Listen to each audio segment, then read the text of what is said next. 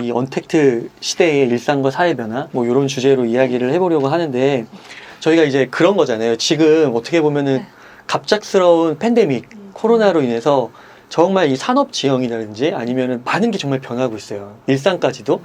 근데 이제 그 가운데서 우리가 무엇보다도 이 빠른 변화에 어떻게 적응할 것인가 그게 큰 화두인데 어떻게 생각해 보면은 저희 체인지 그라운드가 생긴 지가 얼마 안 됐지만은 4년이라는 그래도 세월 동안 기업이 계속 성장해 오면서 재택근무랑 함께 해왔기 때문에 이 언택트 시대의 가장 큰 변화 중에 하나가 재택근무라고 하잖아요. 그래서 그 재택근무에 대해서 조금이라도 그래도 인사이트를 드릴 수 있지 않을까. 네, 저희가 사실 정답은 아니고 저희 사례를 보시면서 이제 좀 피드백을 받아가시면 좋을 것 같습니다. 네. 저희가 수은 PD님을 모신 이유가 있어요. 왜냐면 수은 PD님이 이제 3개월 차 되셨죠? 예, 네. 이제 입사 3개월 차 된 따끈한 신일입니다. 네, 이제 신입사원이지만 그 전에 이제 회사에서 7년 차 직장인이셨고 네. 이제 7년 동안 매일 출퇴근하셨잖아요. 그렇죠. 매일은 주 아니지만 5일. 예. 주 5일. 그래서 그 차이, 극명한 차이를 이제 경험으로 말씀해 주실 수 있을 것 같아요. 그래서 어떠셨나요? 3개월 동안?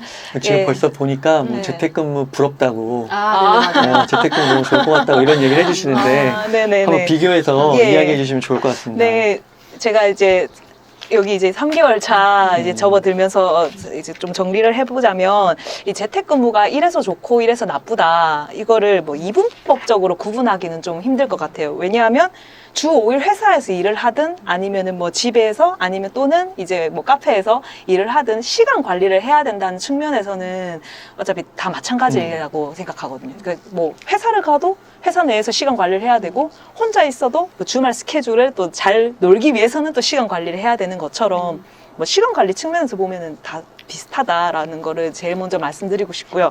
네, 상시 재택근무를 이제 하면서 제가 혼자말로 늘 했던 말이 있어요. 세상에 이 출퇴근이 1분밖에 안 걸린다. 아니 1분도 걸릴 게 없어.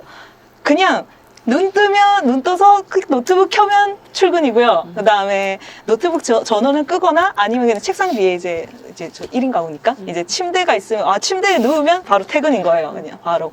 예, 뭐 누가 정해주는 것도 없이. 예, 그래서 집에서 회사 아니면 회사에서 집으로 이제 이동하는 시간 있잖아요. 그 이동하는 시간을 줄여서 이제 다른 이제 생산적인 일을 할 수 있겠다라는 게 이제 재택근무의 장점이라고 할 수 있겠습니다. 근데 이거를 이제 또 뒤집어서 생각해 보는 게 이제 또 단점이겠는데요. 뭐 그동안 이제 회사를 일하러 간다. 아니면 집은 또 쉬거나 일 외에 다른 일을 할 수 있는 공간 뭐 이렇게 이제 생각하는 게 되게 대부분이었잖아요. 근데 이게 상시 재택근무를 하게 되면서 일하고 쉼을 한 공간에서 할 수 있다라는 게 있으니까 이게 일과 쉼의 경계가 자연스럽게 사라지게 되더라고요. 왜 우리가 맨날 왜 시간 빠르다, 시간 왜 이렇게 잘 가냐. 항상 우리가 시간적인 흐름에 대해서는 되게 민감하게 받아들이는데 이 재택근무를 하고 나니까 정말 우리 삶의 공간이란 게 얼마나 인간의 삶에 지대한 일상에 영향을 미치는지를 한 번 더 새삼스럽게 한 번 더 깨닫게 되는 어떤 계기가 됐습니다. 그래서 처음에는 사실 좀 혼란스럽고 조금 힘들었어요. 그러니까 뭐 자칫 이제 업무를 밤늦게까지 붙잡는 게 가능해졌죠. 예를 들면 뭐 집에서 일을 하다가 뭐 잊고 있었던 빨래가 생각났어. 세탁기를 돌려 빨래를 막 하러 가.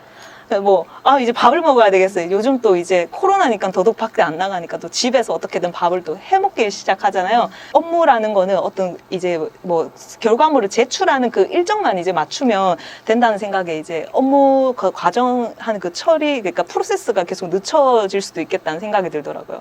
네, 그 다음에 이제 제일 중요한 거는 뭐 이 회사 다니는 직장인들 대부분이 공감하실지도 모르겠지만 또 재택근무의 최고의 장점은 상사분이 또 안 계시다는 늘 우리의 어떤 그 마음속에 핫 버튼을 이제 누르게끔 하는 상사분은 이제 눈에 잘 보이지 않는다는 또 최고의 장점이 있지 않습니까? 근데 그래서 이제 순간 이제 뭐 회사에 다 모이지 않는 이상 모두 자유다라고 생각할 수도 있겠지만 이게 또 생각해보면은 이제 스스로 시간을 정해놓고 업무에 임하지 않는 이상 매일이 일요일이 될 수도 있다는 점이 있습니다. 여기서 제가 말하는 일요일은 휴일의 일요일이 아닙니다.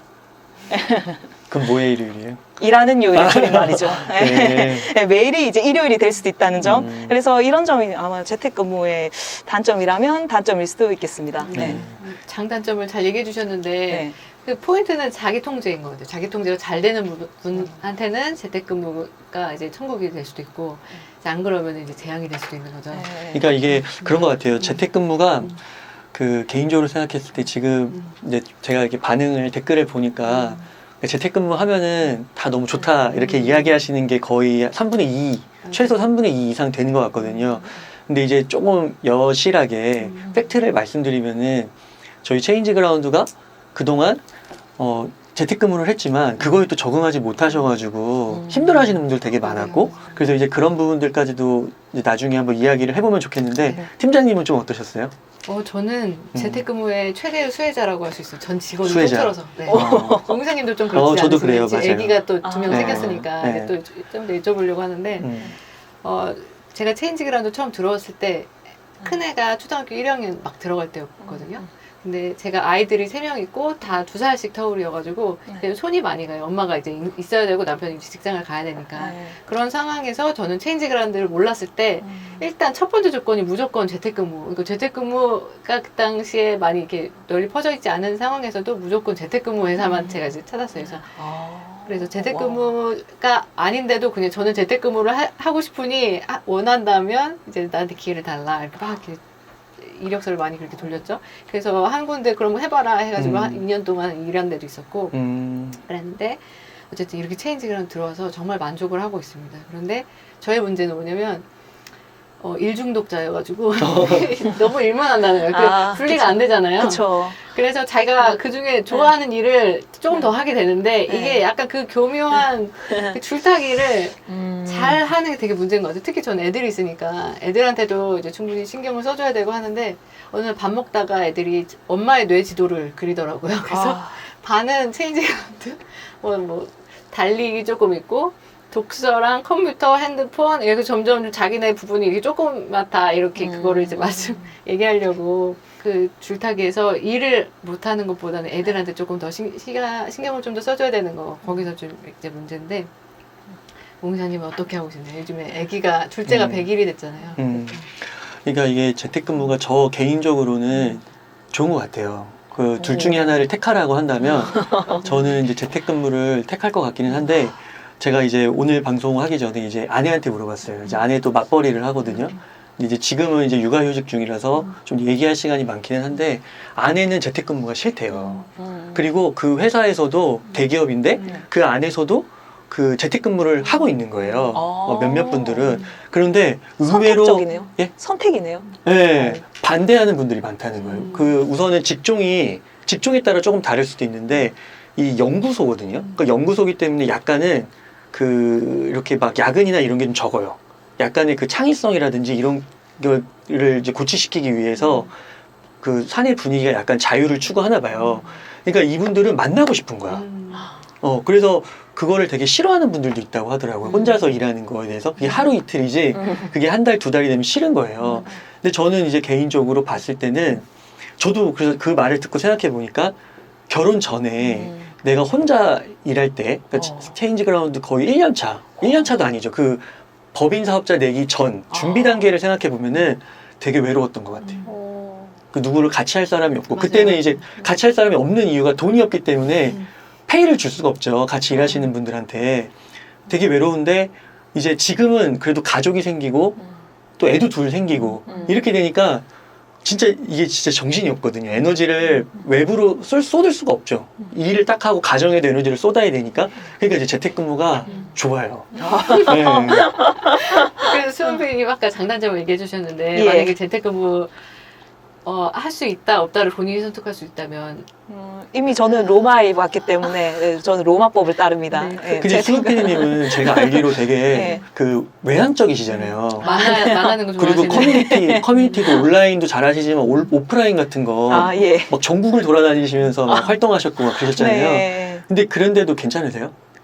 그래서 그거랑 보충하고 있죠 주말에. 네, 그렇죠. 그러니까 따로 오프라인 모임을 소규모 모임을 예, 하시는 소규모 거예요? 모임을 하고 있고, 어. 네, 지금 또 거기 이제 참여를 해서 이제 또 이제 교류도 하고, 그다음에 또 뭐 정보도 얻고 또 그렇게 하고 있습니다. 네. 네, 저는 이 모든 것을 감안하고 근데 그럼에도 불구하고 재택근무가 압도적이에요. 이거는 워킹맘이라면 다 할 수 있을 것 같아요. 그래서 출퇴근 안 해도 되는 거랑 압박감이 없다는 거, 내가 시간을 자율적으로 활용할 수 있다는 거는 진짜 엄청난 혜택인 것 같아요. 용사님도 애들 크고 이제 그러면 이제 아실 것 같은데. 근데 여기서 그거를 한번 먼저 좀 얘기해 주면 좋을 것 같아요. 근데 이제 재택근무가 네. 마냥 좋지만은 않잖아요. 네. 그게 괴로운 게 있잖아요. 물론 뒤에 좀 있기는 네. 한데 먼저 지금 저희가 너무 장점만을 이야기하는 것 이제 같아서 뒤에 안 좋다는 얘기가 계속 그- 안 좋다는 얘기가 아니고 네. 어려운 부분. 다른 쪽을 한번 보여주면 좋을 것 같거든요. 네.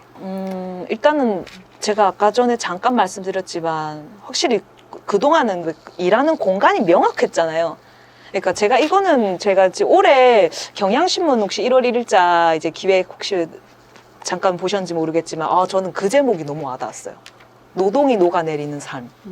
아이스크림처럼 이렇게 녹아내리는 거예요. 개인의 삶이 그 노동이라는 게. 저는 이게 힘들다는 게 아마 그 점이 아닌가 싶습니다. 특히나 지금 또 요즘 또 코로나 때문에 사실은 이게 녹아내린다기보다는 좀 더 성급하게 훅 들어온 거잖아요. 지금은.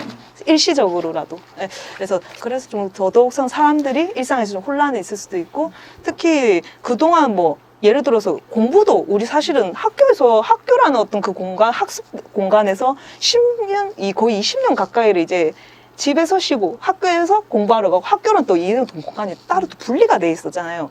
그런 점에서 생각해 본다면은 아무래도 재택근무라는 것도 일종의 어떤 경계가 사라지기 때문에 그래서 조금 더 힘들지 않을까라는 이제 좀 생각을 해봤습니다. 예, 결국에는 그 자기 통제가 되느냐 안 되느냐 이게 이 훈련이 돼 있는지 안 돼 있는지에 따라 달려 있을 것 같아요.